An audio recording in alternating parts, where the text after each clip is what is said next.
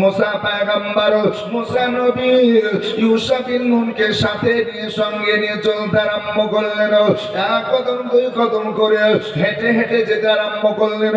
কোনো গাড়ি সেই সময় ছিল না, আজকে পায়দাল পায়দাল হেঁটে হেঁটে এক কদম দুই কদম করে চলতে আরম্ভ করলেন। সকালে বেরিয়ে সারাদিন হয়ে গেল। আল্লাহু আকবার কাবীরা। এবার কি করেছেন, যখন সন্ধ্যা হয়ে গেছে, রাত হওয়ার কারণে আল্লাহ আল্লাহ একটা জায়গায় বিশ্রাম করব, একটা জায়গায় আরাম নেব। সুবহানাল্লাহ। মুসা পয়গম্বর ইউসুফ বিন নূনকে বলছেন, বাবা জীবন তুমি একটা জায়গা দেখো, একটু বিশ্রামের প্রয়োজন আছে, একটু আরামের দরকার আছে। পায়দাল পায়দাল হেঁটে হেঁটে যাব, এই জন্য আরাম নেব আর আবার আগে দিকে চলতে আরম্ভ করব। কারণ যে উদ্দেশ্য বের হয়েছি, যতক্ষণ মানসুর না পাবো আমার মনে শান্তি হবে না।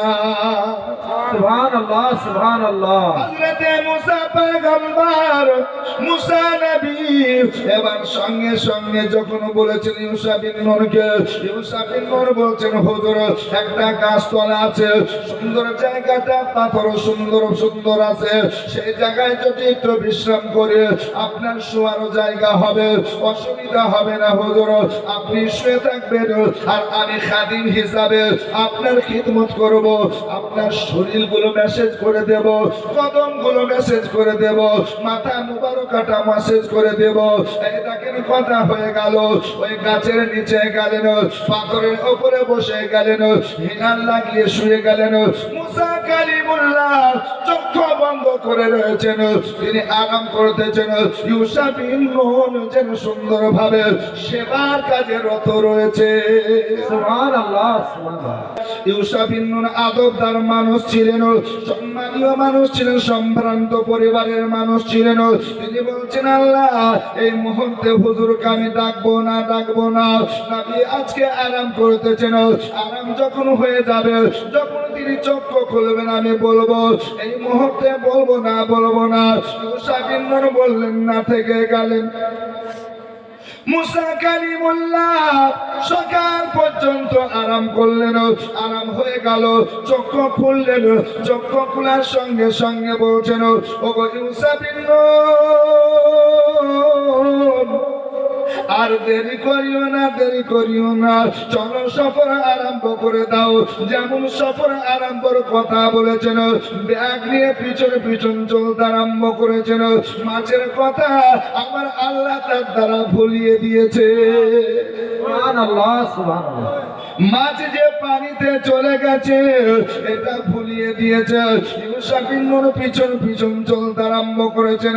আবার হেঁটে হেঁটে হেঁটে হেঁটে ঠিক দুপুর পর্যন্ত চললেন। যখন দুপুর হয়ে গেল, আবার মুসা কালিমুল্লাহ বলছেন, শোনো রে ওগো ইউসুফ বিন নূন, এবার আরাম আবার নিতে হবে, একটু বিশ্রাম নিতে হবে। একটা জায়গা খুঁজলো, ওই জায়গাতে বসলেন, কিছুক্ষণ অপেক্ষা করলেন, ইন্তজার করলেন, আরাম না হয়ে গেল। এবার ইউসুফ বিন নূনকে মুসা কালিমুল্লাহ বলছেন, ওগো ইউসুফ বিন নূন, ওই মাছটা বের করো, খাবারগুলো বের করো, খাবার খাবো এবং ভাজা মাছটা আমরা খেয়ে নেব। সুবহানাল্লাহ সুবহানাল্লাহ। ওগো আল্লাহর পয়গম্বর, আমার দ্বারা একটা ভুল হয়ে গেছে। সঙ্গে সঙ্গে মুসা কালিমুল্লাহ মুচকে হেসে বলছেন, ভুল হতে পারে, চলো সমাধান আছে, তবে এটা আমাদের জায়গা নাই। যে জায়গায় মাছটা জিন্দা হয়েছে ওটাই আমার মানজিল, ওটাই আমার রাস্তা। আবার আমাদেরকে ফিরাত যেতে হবে, আবার আমাদের রিটার্ন যেতে হবে। সুবহানাল্লাহ। মুসা পয়গম্বর মুসা নবী আবার চলতে আরম্ভ করলেন। ওই মাছ যেমন যেমন দেখেছে, আল্লাহু আকবার কাবীরা, মুসা নবী মুসা পয়গম্বর চলতে আরম্ভ করেছেন। যেতে যেতে যেতে যেতে গভীর আপনার সমুদ্রের মধ্যে যখন পৌঁছালেন, দেখছেন একজন আল্লাহওয়ালা, আল্লাহর নেক বান্দা বসে রয়েছেন। মুসা কালিমুল্লাহ গেলেন, সালাম প্রদান করলেন, বলছেন, আমি মুসা কালিমুল্লাহ।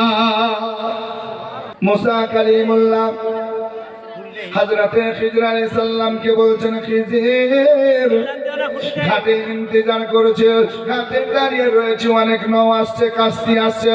আজকে কাস্তিওয়ালারা আমাদের নিয়ে যায় না, নৌকায় চাপিয়ে আমাদের নিয়ে যায় না। আর কতক্ষণ অপেক্ষা করবে? বলছেন হুজুর ইন্তজার করুন, অপেক্ষা করুন, সময় হলে নিয়ে যাবে। এই দেখেন কেউ নিতে যে চাই না, আজকে পারাপার করতে চাই না।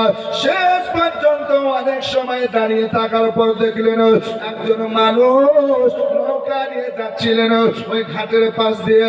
যখন ইনাদেরকে দেখেছেন, দেখার সঙ্গে সঙ্গে ওই ঘাটে নৌকা লাগিয়ে দিলেন। ঘাটে যখন নৌকা লেগে গেল, নিচে নেমে আসলেন।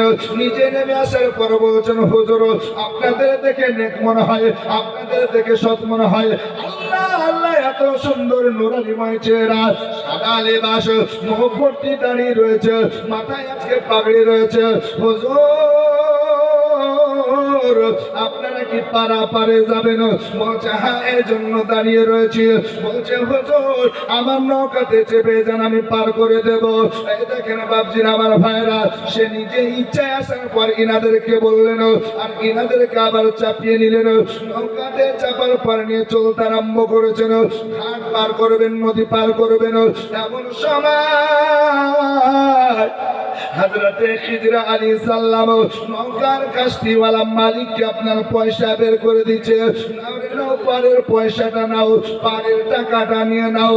ওই নৌকা চালক মাঝি আপনার বলতেছেন হুজুর মাফ করবেন, ক্ষমা করবেন, আপনাদের চেহারা দেখে আল্লাহ ওয়ালা নেক মানুষ, সৎ মানুষ মনে হয়, আল্লাহর কোন পেয়ারা বান্দা আছেন।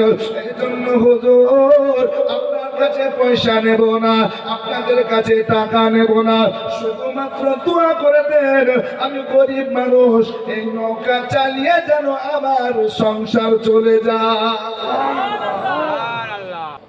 যখন নৌকা মাছ দরিয়ায় গেল, পারাপার হওয়ার জন্য চলে যাচ্ছে, ঘাট এখনো পৌঁছায় নাই, যেখানে নামবেন এখনো পৌঁছায় নাই।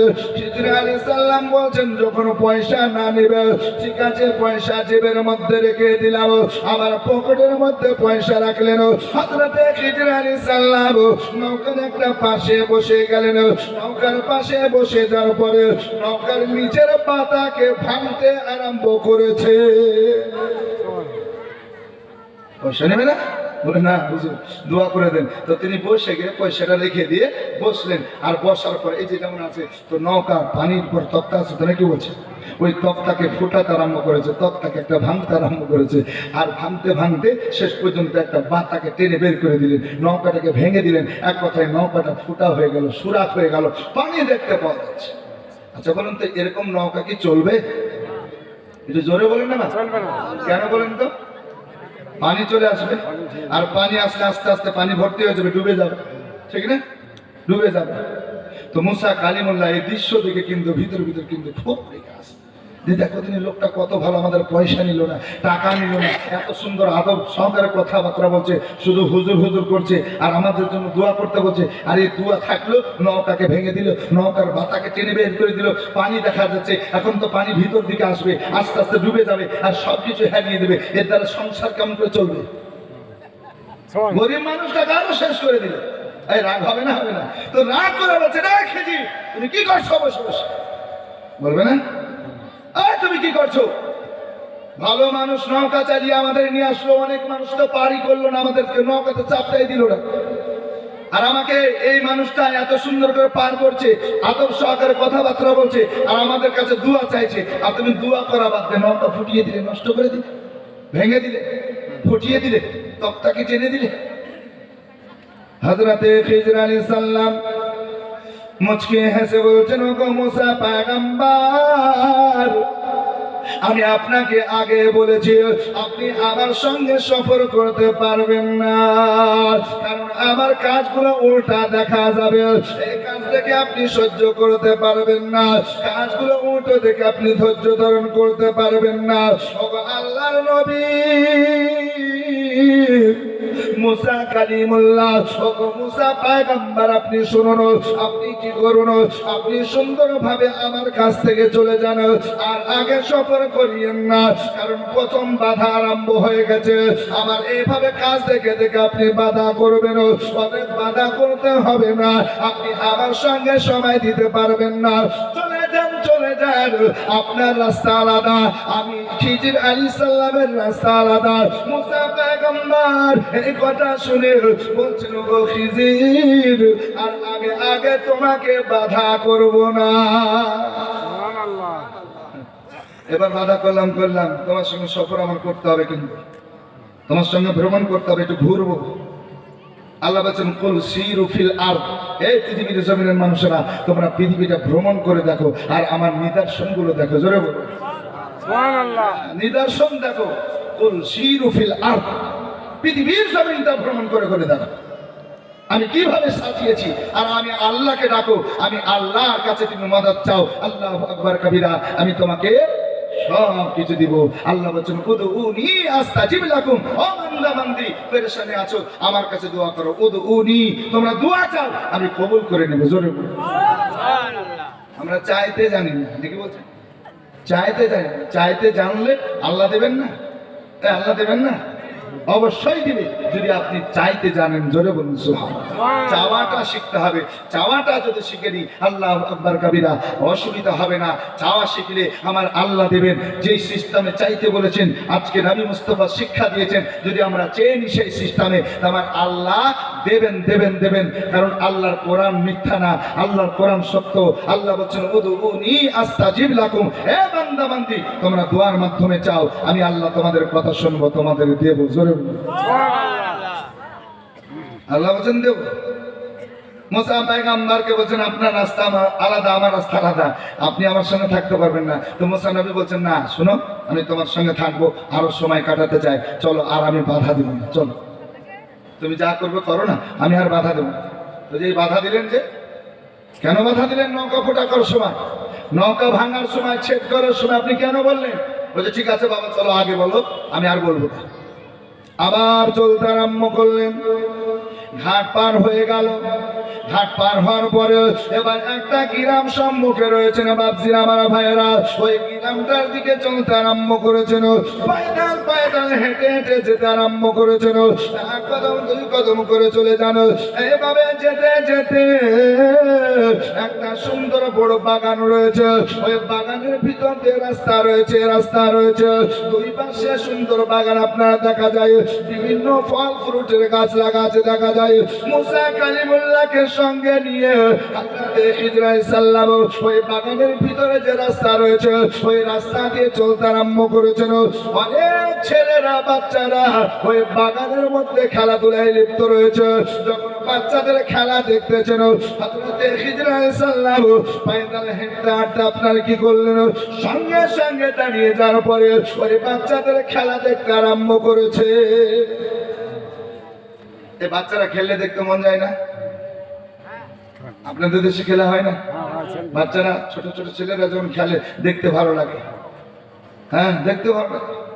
তো উনি দাঁড়িয়ে গেলেন, আর দাঁড়িয়ে যাওয়ার পরে ওই খেলা দেখছেন। হযরত খিজির আলাইহিস সালাম যখন দেখছেন, তো বাধ্য হয়ে সফরের সঙ্গে সঙ্গে আর সাথী আছেন মুসা কালিমুল্লাহ, উনিও দেখছেন, খেলছেন খুব সুন্দরভাবে। বাচ্চারা খেলাধুলা করছে, খেলাধুলা করছে। আর ওই বাচ্চাদের মধ্যে, কিতাবের মধ্যে, তাফসীরের মধ্যে আছে, সব চাইতে একদম সুন্দর ছেলে, চেহারা বলেন, এত সুন্দর চমকদমক চেহারা, দেখতে গঠন ভালো, ওই ছেলেটার উপর নজর পড়লো। যখন নজর পড়লো, তো খিজির আলাইহিস সালাম বলছেন, এই বাবা শোনো, তুমি শোনো, ওই যে সুন্দর ছেলেটা বলছে, হুজুর আমাকে ডাকছেন? বলে, হ্যাঁ এসো। মুসা কালিমুল্লাহ বলছেন, যে এত ছেলেগুলোর মধ্যে একে ডাকলো কেন, কি ব্যাপার দেখি। মুসা কালিমুল্লাহ ডুন্ডয়মান হযরতে খিজির আলাইহিস সালাম, এই দেখেন বাপজিরা, আমার সোনা মানিক মা বোনেরা, শুনুন, সুন্দরভাবে দেখতে ছিলেন হযরতে খিজির আলাইহিস সালামের কাছে। ওই সুন্দর ছেলেটা এক কদম দুই কদম করে আসতে আরম্ভ করলো। যখন নিকটে আসলো, হযরতে খিজির আলাইহিস সালাম তাকে কোনো কথা জিজ্ঞাসা করলো না। তোমার নাম কি, তোমার বাপের নাম কি, মায়ের নাম কি, কিচ্ছু জিজ্ঞাসা করলেন না। হযরতে খিজর আলাইহিস সালাম কাছে যখন ছেলেটাকে পেয়েছে, বাপজির আমার ভাইয়েরা গো, ওই ছেলেটা যখন সন্নিকটে একদম নিকটে চলে এসেছেন, এমন সময় হযরতে খিজর আলাইহিস সালাম কাছে ডাকার পরে তার গলাতে হাত দিয়ে দিয়েছে, পুঁটিতে হাত দেওয়ার পর হলকমে আপনার আঘাত করতে আরম্ভ করেছে, এমন জোরে চাপ দিতে আরম্ভ করেছে। আস্তে আস্তে কি হলো, ওই বাচ্চার শ্বাস বন্ধ হয়ে গেল, শ্বাস প্রশ্বাস বন্ধ হয়ে গেল। যখন বন্ধ হয়ে গেল, আল্লাহু আকবার কাবীরা, শ্বাস নিঃশ্বাস যখন বন্ধ হয়ে যাবে, প্রাণ পাখি উড়ে যাবে, সঙ্গে সঙ্গে দেখলেন মুসা কালিমুল্লাহ ওই বাচ্চা প্রাণ পাখি যেন উড়ে চলে গেল।